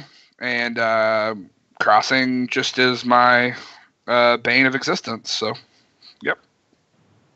Roy? It'll have to be Andras. Like I think the king and the hand will both be playing Greyjoy Crossing. He's played that deck a lot. He loves crossing decks. It's and I have a very poor match record against Andras in general, and so he tends to draw, as Jesse would say, the stone cold nut every time that we play. So I look forward to him doing that to me at Thrones War. And Alejandro? I think I'd throw Dustin down there too. Sure. We've gone back and forth so far. As far as I can remember, he beat me at Nationals and I beat him at Worlds, so we're down for another clash, I'm sure. And Groth? I'm gonna go with Todd Moyer. Sure. Okay. Yeah, Todd. That's good. Todd's super value here, and Todd loves cracking cards. If you know Todd, He does. At 7, yeah, he's really good value. And he'll be playing some cards that you won't know what's happening, I'm sure, and it'll be fun for him. All right, CT. I thought that we know all the Greyjoy cards. Not the ones Todd's gonna play. Just sticks like He's 1.0 cards in his deck. What is this? No, fucking- I just think he's gonna play a banner. Todd's a banner player. I think. He's a bannerman. I think he's gonna play Greyjoy Stag Warships. Ooh. Who? I think Todd's Todd? gonna play Greyjoy Stag Warships. He's gonna play Greyjoy Rose with double barring. He's gonna play the Yep. same deck he played. God damn, he I loves hope that not, deck. boys. Yeah. He loves that deck. Barring's pretty bad for like all of our teams, right? Like barring is not good for any of us here. So Who he's does gonna do like that. every time I barring every the time I- fun. What the hell? every time I think like, oh, someone's gonna play barring, then I'm like, they're not gonna fucking play barring. They can't. No one can. It's a piece of shit deck. Greyjoy fucking can. Greyjoy. Greyjoy and Barra, they can definitely do it. They don't have fun. All right. They don't play fun cards. All right, Tyrell, CT. All right, so Tyrell's easy because Jess Thompson may or may not know what my deck is card for card, and her deck that I helped her build may or may not be built to exactly beat decks like mine. So if we get paired up, which generally always happens when we aren't on the same team, this is going to be a terrifying experience for me. All right, myself, Eric Green. Eric is good with any cards, but green cards. I've seen him play them a few times, and At least he's not playing Free Folk. sure. I mean, I'm scared to sit across from Eric. He's just better than me, so I don't want to play him. Oh, you can say I that mean, about like everybody. I want to play him. Like I deep down want to play him, but like, I'm scared to play him because he's very good. Roy, John Peters. Well, no. obviously John Peters here. Then, like, you know, no, I'm actually gonna just have to go with Eric because Eric, it's just like he's so nice, but you know he's gonna beat you, and then like somehow He's gonna crush you. He's gonna It's just, I'm very it somehow makes it familiar with this. worse. Like for me, if I'm gonna be crushed, I like the nice like middle road. Like there's like Joe Mirando on one end and like Eric Green on the other. It's like I like the nice middle. Like playing against Ryan Jones, like he's gonna crush me, but it's this like Ryan's this gregarious guy, you know, not too nice, not too mean, just right. But Eric's too nice, and that just makes it like I don't know. Eric will crush me in the Cali League, and then he'll message me from like Irving, Lamberia, and just be like, "It was a great game, man. Such an interesting deck. You've got a beautiful beard." It's like you just beat the dog shit out of me, dog. Like, it wasn't even close. You beat the beard off my face. It's not there anymore. All right, Alejandro, you're up next. I was just gonna name whichever one of the Eric and Harrison you guys didn't name, so I'll go with Harrison. Buzz named Harrison. He's naming people in chat. It's great. Yeah. I've been keeping up, but yeah, Harrison is very good, and I'm excited because he's gonna do some traveling this year, so he's definitely gonna have, he's definitely gonna be a known name by the time this year's over. He signed up for Jesse's name day. He did. He did. He's going. We're road tripping to Las Vegas Open, so we'll be there too. Hell yeah. Groff, who you picking? Jess Thompson for sure. Yep. You know what? Everybody better be thanking their ass for. Thanks to Neil, who drafted both members of the Kimpire, no one has to play against the full Kimpire in a single setting today. Phew. That's 2 years in a row. We got the Kimpire on Targ last year, so. Yeah. Speaking of Targ, nice transition. Yep. Targ, yeah, CT. All right, so Ben Fox owes me a beatdown. Sure. Pretty bad after Worlds, and he gets to have Targ cards, and I don't. So that's pretty. I mean, I could, but not like I get like his dar and none of the other good ones. So, spoiler alert: I don't have Targ cards in my deck. Spoiler. I was just trying to keep that, out there. So mine is Buzz, not only because he's going to draw all 3 Dragon Snow Slaves in his opening hand, but also because he's better than me, which is not a good combination to play against someone who has Targ cards on their deck. So, yep, mine is Buzz. What if he plays Targ Wolf and he draws 3 Frozen Solids against you again? Probably a good chance he will do those things to me. Good stuff. Roy? I just fear Targ house card. I don't fear any of these players. I just fear the Targ cards. Don't we all? Like, Yeah. I mean, that's just how it is. I want Targ to be round 1. I just want to get it out of the way, take my fucking loss on the chin, and then just move on about my day. I actually wanted to come back around to that and see what everybody, like, what your guys' like, who you do want to see first and who you don't want to see first. I don't care about seeing anyone first. I want to see Targ first and just get it out of the way. Targ or Martel, like our 2 terrible matchups. I just want to see him first and just move on about my day. I want Martel or Greyjoy first for sure. Round 1, Alejandro. I'm going to try to convince Alejandro to drink at 9 a.m. because I'm not going to play. It's going to be real fucking bad. If that happens, I'll drink at 9 a.m. Let's do it. Winterfell is a card. Jake Platt, thank you for showing up. Platt's around? Oh, man. Beats practice. Yep. Yeah, practice. All right. Alejandro?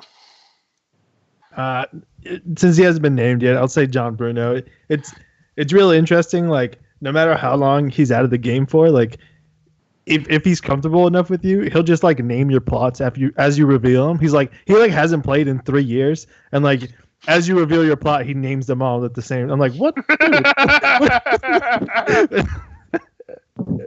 Dude's just insane, and he's gonna have Targ cards. So you're gonna flip this, and I'm gonna flip barring the gates. You're like, fuck. He's like, that's why I played that, because I knew you were gonna play that. It's like, okay, John, thanks. Tom McKenzie. Sure. For sure. Yep, makes sense to me. All right, moving on to House Stark, CT. All right, I'm gonna tell you guys this secret. So I'm playing Klansman. Unfortunately, there's this one guy in the world who knows there's only one person, but he knows what all the cards in my deck say. His name is Jesse Carpenter. So actually, there's a second member of the team who knows what all the cards do as well. His name's Sean Bohan. Yeah, Bohan. That's true. Oh, man. You probably want to avoid us both. God, why does Team Stark know how to play Klansman? Playing me. It's that simple. Oh, that's right. I'll play Roy. We're fine. Fine. I fear no one on Team Stark. Let me put on my tough guy pants. So if I had to avoid anyone on my team, it would be Rabs. I think we got Rabs for a steal. I think he's insane. So that's my answer. I think. Go ahead. I was just gonna take Platt. The same way that Ben Fox owes Chris a beatdown, Platt owes me a beatdown. Except that Platt's terrible. He's gonna even flex right in your face, Alejandro. Like he's yeah. The problem with that is too that then the talk comes after that, right? And it's just like my favorite thing about getting beat by Platt is like when he tells you, "Oh, I beat you." Plot 1. He never tells you that you beat him plot 1 when you beat him. But he's always beat you plot 1, combo or no combo when you beat him. But when he loses, he's like, "Oh no, it was close. You made 7 misplays." It's like, yeah, thanks, Platt. Sometimes I'm bad at this game, Platt. You ever love someone? You ever like? Not Jake Platt. Are you ever good? You ever good friends with someone? Not Jake just Platt. Like you don't know why. Not Jake Platt. Like he doesn't want to hang out with you.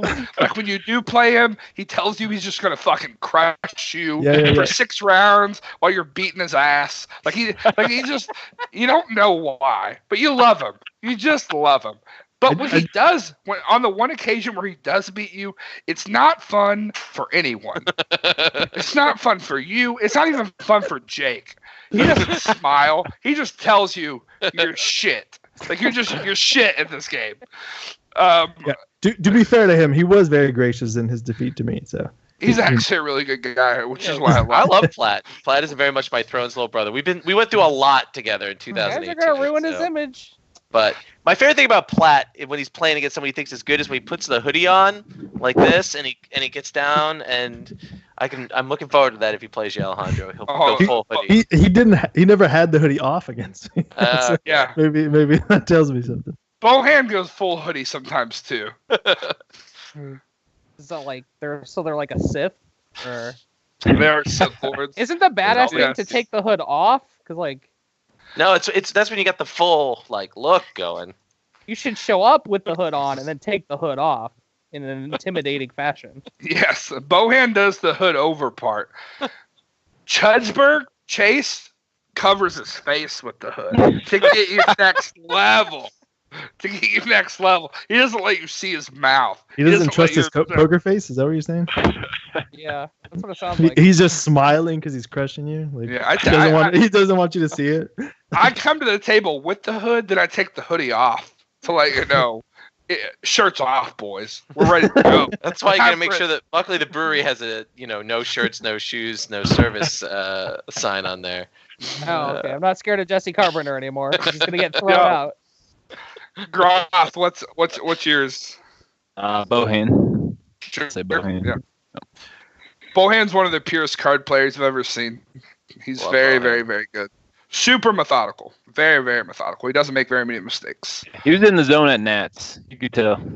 Oh, when he so that's the thing. It's like whether or not he cares about that tournament or not. And if he's in the zone, he's just nutso. Like he focuses. He doesn't make play mistakes. He'll break down turn 2 of game 1, game 7, explain why this play mattered 5 turns later or something.